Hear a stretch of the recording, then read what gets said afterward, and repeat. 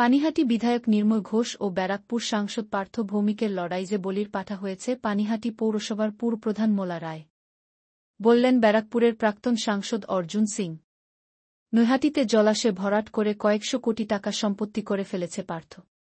নৈহাটিতে প্রায় সব ভরাট করে ফেলেছে, যেটুকু বাকি রয়েছে চেয়ারম্যান অশোক চট্টোপাধ্যায় বিধায়ক সনদে ভাগ নেওয়ায় এখন সোদপুরে হাত দিয়েছে।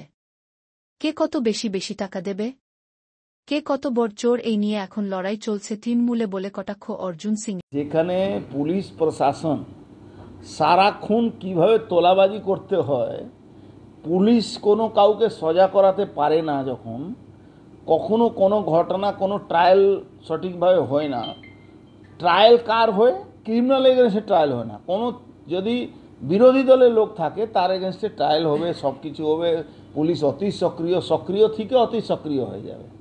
তো বাংলার মমতা ব্যানার্জি হাত থেকে বেরিয়ে গেছে, আর নিচে লেভেলে পুলিশ গুন্ডা আর তৃণমূলে এই যাকে চিচকে চোর যাদের বলা যায়, সব এক হয়ে লুটপাট চালাচ্ছে। যতদিন চলছে 26-এর পরে আর থাকছে না, 26-এ শেষ। প্রতিটা মোড়ে রাস্তায় কি করে সম্ভব হচ্ছে? এই ট্রলি ব্যাগের কাণ্ডটা ট্রেন্ড হয়ে গেছে, এর আগে মধ্যমগ্রাম।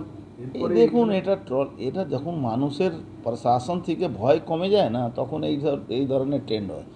আর ওরা কি করতো, এখান থেকে এখানে অ্যাবসলিউট একটাই রাসায়ন চলে, পার্থ ভৌমিককে কে কত টাকা দেবে তার উপরে রাসায়নটা ঠিক হয়। এর মধ্যে নান্টু আর পার্থর লড়াই মধ্যে বলি পাঠা হয়েছে। নৈহাটিতে লুটপাট করে প্রায় পার্থ ওখানে কয়েকশো কোটি টাকা জমি ওখানে প্রজেক্ট করেছে, ওর বউর নামে ওর মেয়ের নামে সব ওখানে করেছে ওই সোদপুরে।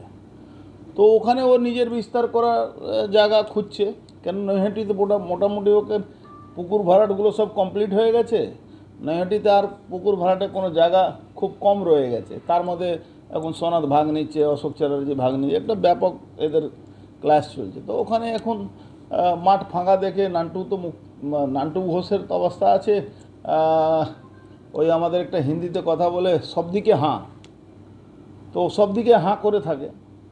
তো ওই জন্যে এই বলির পাঠা হয়েছে এই মলেদা। তো দীর্ঘদিনের যখন সিপিএম জামানা ও জিততো, আমরা তো জানি ওর পপুলারিটি ছিল। এখন তৃণমূলের সবই একরকম আছে, কি মলয়, কি নান্টু, কি কি নাম পার্থ, কি মদন, সব একই আছে, একই ব্যাপার আছে। আর তার মাঝখানে সৌগত রায়, ও তো খুব কমে খুশি হয়ে যায়, 5 লাখ টাকা দিলে বিগ মানি করে দেয়, তো একটু কম টমে খুশি থাকে, ওর বেশি কোনো দরকার পড়ে না, 2-4-5 লাখ টাকা পেলেই হলো। এইসবই চলছে, সবই চোর, তার মধ্যে কে একটা বড় চোর, কে একটু ছোট চোর, কে মাঝারি চোর, এইটাই চলছে গল্পনা। একটা মাঠ চারিদিকে রোডে একটা মাঠটা বিক্রি আদৌ কি বিক্রি হয়েছে? দেখুন, এমনিও মাঠ বলে তো কিছু ছিল না, কিন্তু একটা পানিহাটি ঐতিহ্য অমরাবতী মাঠ বলে জায়গাটাই পরিচিত, অমরাবতী মাঠ। এটা পরিকল্পনা বহুদিন ধরে নান্টু আর এদিকে পার্থ কে ভাগটা বেশি নেবে এই নিয়ে অনেক দিন ধরে চলছিল। তো এখন সেই সুযোগটা নিয়েছে, যেহেতু মলে একটু শরীরটাও ভালো থাকে না, একটা সুযোগটা নিয়েছে, এখন ওকে সরিয়ে দেবে। আমি যেটা শুনেছি খুব মারাত্মক ব্যাপার, যে অভয়াকে বডিটা পুড়িয়ে দিয়েছিল যে কাউন্সিলর, তাকেই নাকি চেয়ারম্যান করছে, মানে তাকে গিফট চেক দেওয়া হচ্ছে, কি ভাই তুই অনেক কাজ করেছিস, বডিটা পুড়িয়ে দিয়েছিলিস, তাকে গিফট চেক দেওয়া হচ্ছে। এইটা একটা পরিকল্পনা চলছে। দাদা ট্রলি ব্যাগে